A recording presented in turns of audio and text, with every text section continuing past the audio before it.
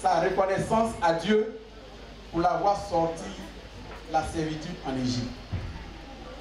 Ainsi, dans Exode 20, au verset 2,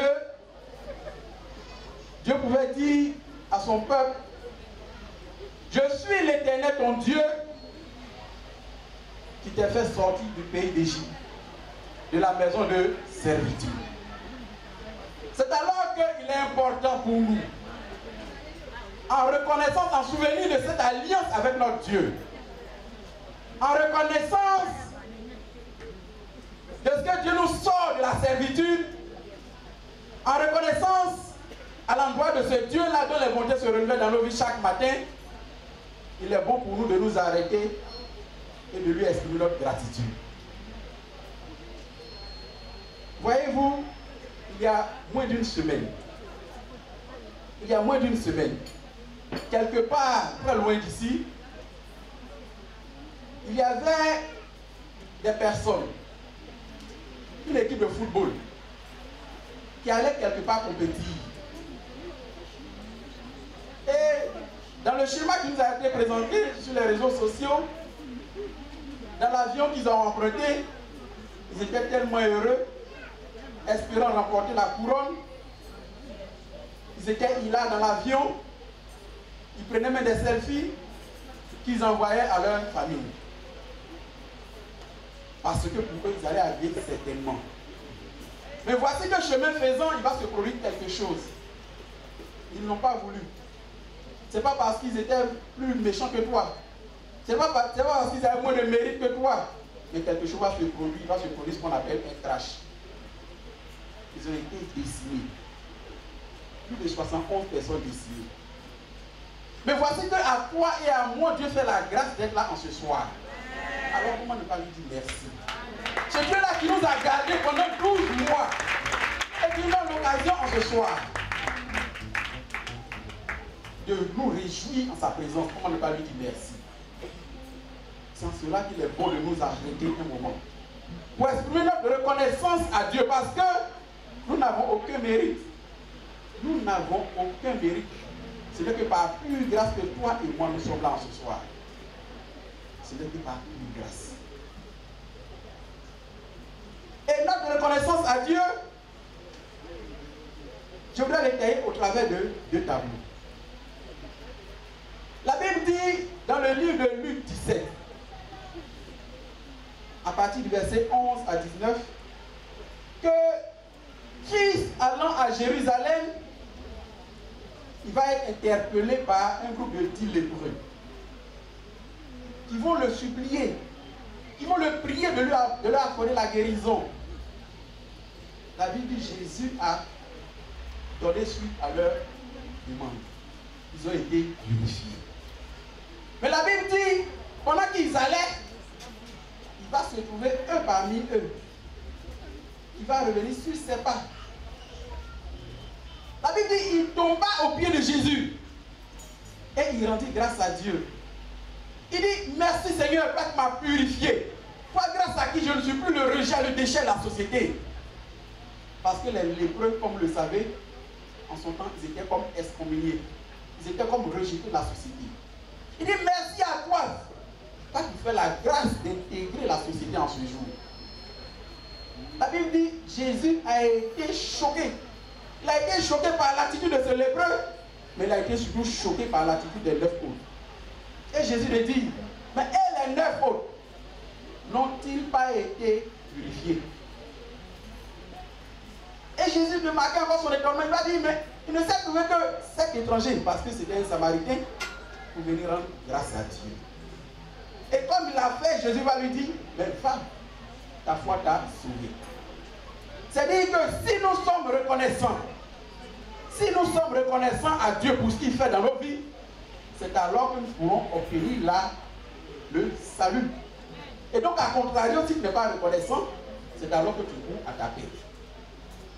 Moi, en ce soir, je veux être reconnaissant à Dieu pour tout ce qu'il fait dans ma vie. Je veux être reconnaissant à Dieu de ce que pendant 365 jours, depuis le 1er janvier, il me garde ma famille. C'est tellement qu'il y a des épreuves, mais elles ne manqueront point. Même Mais malgré ces épreuves, Dieu me fait la grâce d'être là devant vous et de parler en son nom. Je ne peux pas lui dire merci. Voyez-vous, chers frères et sœurs, bien des personnes s'interrogent, que ce soit ici ou au-delà d'ici, sur mon alliance avec mon Père spirituel. Certains s'interrogent, mais depuis si longtemps, parce qu'à la vérité, depuis bientôt 12 ans, depuis 2004, Dieu me fait la grâce d'être auprès de son serviteur. Certains s'interrogent, qu'est-ce qui explique la présence de Paul Brou auprès de l'homme de Dieu? Je vais vous donner la réponse en ce soir. Paul Brou est auprès de l'homme de Dieu parce que, au-delà de l'onction qui est sur la vie de l'homme de Dieu, au-delà du côté spirituel dont il me fait grâce, Dieu m'a permis de connaître une qualité immense en cet homme-là. Dieu m'a permis de comprendre que notre Père à nous, il est à la vérité, il est différent de bien d'autres. Nous avons connu des hommes, nous avons connu des serviteurs de Dieu, nous avons connu certainement même des hommes laïcs, mais cet homme-là, il m'a touché. Parce que cet homme-là, il a percé le mystère de la reconnaissance. Cet homme-là, il a compris, il a percé la culture de la libéralité. Quel est cet homme à qui lorsque tu donnes un verre d'eau, il te tend une bouteille d'eau? Quel est cet homme alors qu'il ne vit que de ce qu'il fait dans la maison de Dieu, parce qu'il est pleinement dévoué à la parole de Dieu, à l'œuvre de Dieu? Quel est cet homme qui a pour souci de bénir ses enfants? Quel est cet homme qui a si bien compris la parole de Christ qui disait: il n'y a plus de plaisir à servir qu'à se servir. Il n'y a plus de plaisir à donner qu'à recevoir. Ça m'a touché. Voici la quintessence de ma présence auprès de cet homme-là. Parce que tous les jours que Dieu fait, il me bénit, et tous les jours que Dieu fait, c'est tellement qu'il te bénit. Pas plus tard qu'hier encore, il m'a béni. Pas plus tard qu'hier, je suis surpris. Il dit, mais moi j'ai une activité rémunérée. Moi qui dois le bénir, mais tous les jours c'est lui qui me bénit. Parce que toi qui ne sais pas, certainement tu diras que certainement que Paul Brou est auprès de l'homme de Dieu, parce qu'il bénit l'homme de Dieu. Mais à la vérité, c'est lui qui me bénit. Il me bénit spirituellement, il me bénit matériellement, il me bénit sur tous les plans. Voici la raison de ma présence auprès de cet homme de Dieu. Parce qu'il marque la différence dans tous les jours que Dieu fait. Le second tableau que je voudrais prendre est tiré du livre de Luc 7, du verset 1 à 10. Il s'agit de l'histoire de ce centenier-là. La Bible dit que ce centenier avait un serviteur auquel il était très attaché, et ce serviteur-là va venir à tomber malade. Et le centenier qui avait appris que Jésus était dans les environs, il va envoyer une délégation vers Jésus pour venir à la rescousse de son serviteur. Et la délégation, lorsqu'elle est arrivée auprès de Jésus, elle va présenter à Christ, non pas le titre de ce centenier, mais les œuvres de ce centenier-là. La délégation va dire à Christ, il mérite que tu lui accordes cela, car il aime notre nation et c'est lui qui a bâti notre synagogue. Il mérite que tu lui accordes cela, car il aime notre nation et c'est lui qui a bâti notre synagogue. C'est-à-dire que pour que nous recevions une récompense, il faut qu'en amont, nous ayons fait preuve de nos yeux. Est-ce qu'en ce jour, au sortir de ce moment, est-ce que par rapport à ce que je vais faire dans la maison de Dieu, est-ce que mon frère, est-ce que ma soeur seront en droit de plaider auprès de Christ pour moi lorsque le prix va se présenter à moi? Il mérite que tu lui accordes cela parce qu'il a bâti notre nation, il aime notre nation et il a bâti notre synagogue. Nous allons prendre le livre de 1 Corinthiens 3 à partir du verset 9. 1 Corinthiens 3 à partir du verset 9. Et je lis la parole de Dieu. 1 Corinthiens 3 à partir du verset 9. La Bible dit, car nous sommes ouvriers avec Dieu. Vous êtes le champ de Dieu, l'édifice de Dieu.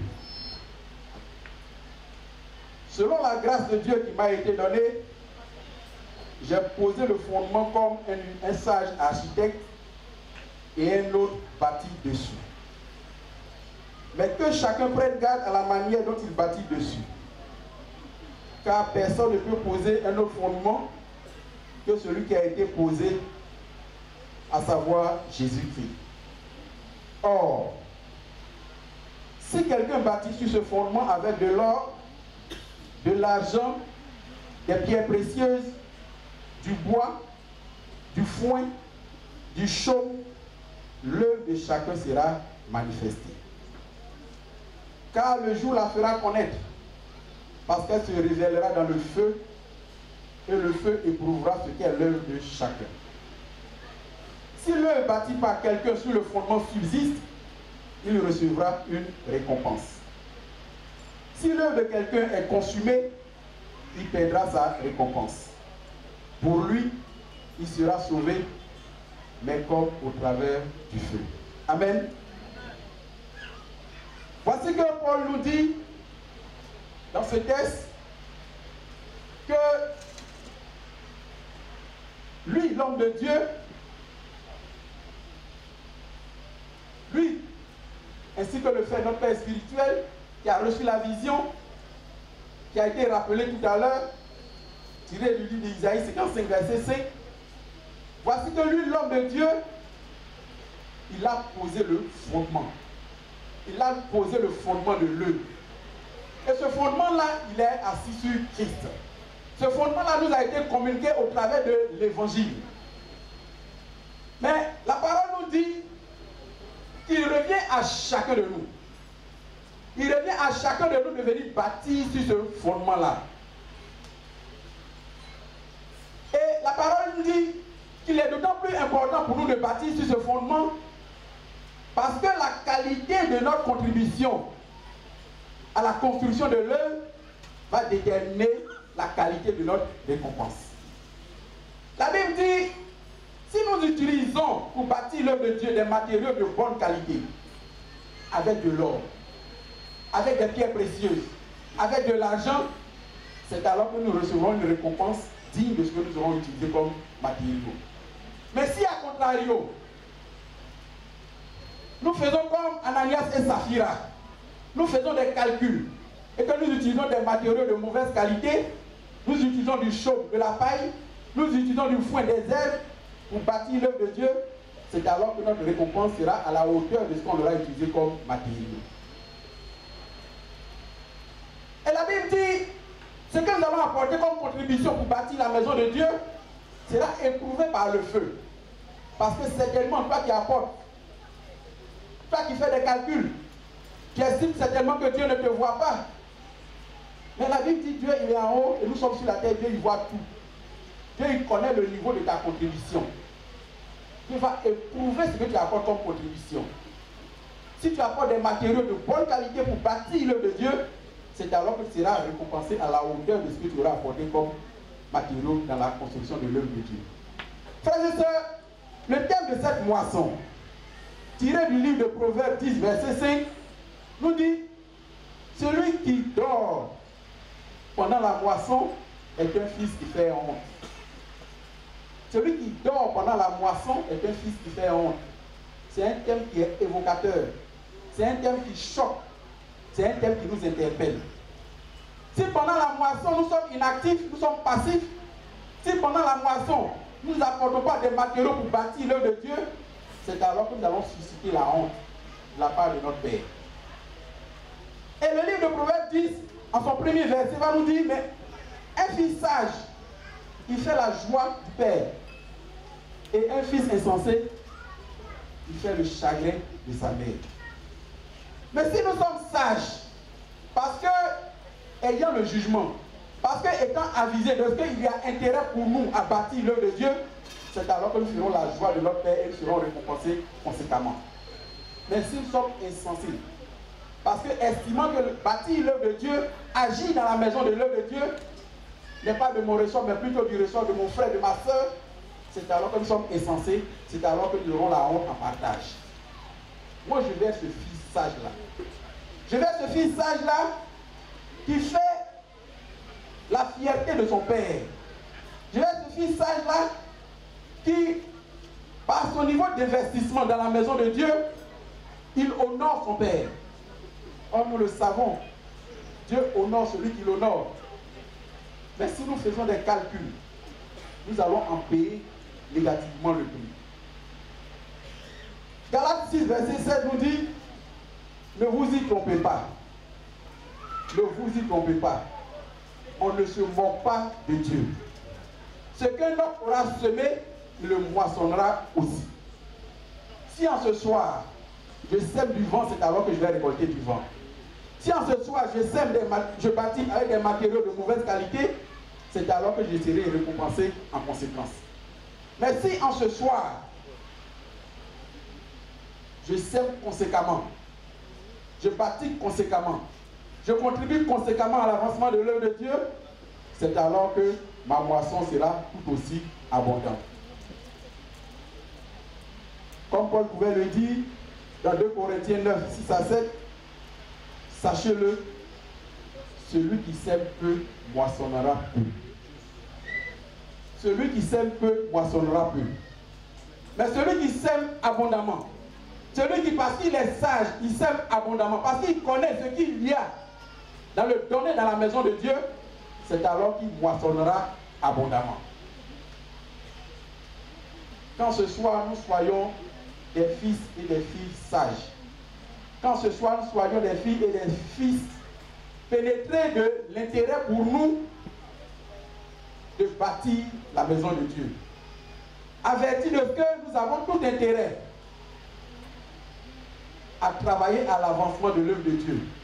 C'est en cela que nous pourrons recevoir la couronne de gloire. C'est en cela que nous pourrons faire la différence. Parce qu'à la vérité, nous sommes appelés à faire la différence. Nous sommes appelés à faire la différence. Et mieux, tout ce que nous recevons à la vérité, c'est Dieu qui nous le donne. Et plus tu investis dans la maison de Dieu, plus tu en récoltes les dividendes. Parce que si nous faisons attention, chaque fois que nous faisons un acte de libéralité à l'endroit de notre frère, à l'endroit de notre soeur, chaque fois que nous faisons une œuvre de libéralité dans la maison de Dieu, si nous faisons attention, nous allons noter que conséquemment nous sommes bénis. Parce que Dieu a pour souci de nous voir continuer à faire des œuvres de libéralité dans sa maison. Dieu ne peut pas permettre que la pénurie soit notre partage parce qu'on aura fait la libéralité dans sa maison. Si nous faisons la libéralité dans sa maison, si nous semons abondamment dans sa maison, c'est alors que abondamment nous moissonnerons. Que Dieu nous donne des filles sages dans sa maison pour que nous soyons pleinement bénis. Que Dieu nous bénisse. Alléluia. Alors viens mettre ce que tu as reçu en pratique ce soir en apportant ton offrande. Amen. Le groupe musical va nous soutenir. Le service d'ordre va se mettre en position pour nous donner les directives. Et nous allons apporter notre offrande pour dire merci à notre Dieu pour la parole que nous avons reçue. Gloire à Dieu.